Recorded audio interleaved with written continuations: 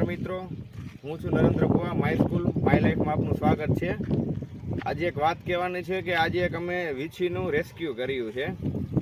આની અંદર છે બ્લેક કલરનો વીછી છે, જે અમને એક જગ્યાએથી મળ્યો છે. પણ આપણે એને મારવાને, કોઈ પણ જીવ હોય એને વિના કારણે મારવાને બદલે આપણે તેને એનું જે ગલત સ્થાન ઉપર હોય તો એની સહી જગ્યા ઉપર આપણે મૂકી દેવો જોઈએ. દેખાય છે? હજુ આ બ્લેક કલરનો વીછી છે. આ અમને એક જગ્યાએ મળ્યો એટલે અમે એને વ્યવસ્થિત ફરીથી આપણે પ્રકૃતિને એને અર્પણ પાછો એના બીજા સ્થાન ઉપર લઈ જઈએ. કેમ કે આપને કોઈ વીછી કે કોઈ પણ જનાવરને મારવાનો અધિકાર નથી જ્યાં સુધી આપને તે નુકસાન ના કરતું હોય ત્યાં સુધી.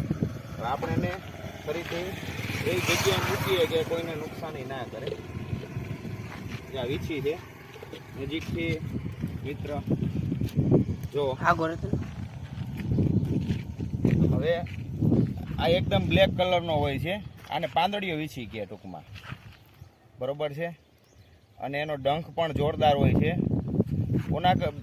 રાતા કલરના વીછી કરતાં ઓછો બિનઝેરી હોય છે એ, અને એના પાન જેવા આગળના ભાગ હોવાથી અને પાંદડીયો વીછી કહેવામાં આવે. અને આ પાછળનો ભાગ ડંખ મારે એકદમ જોરદાર હોય છે.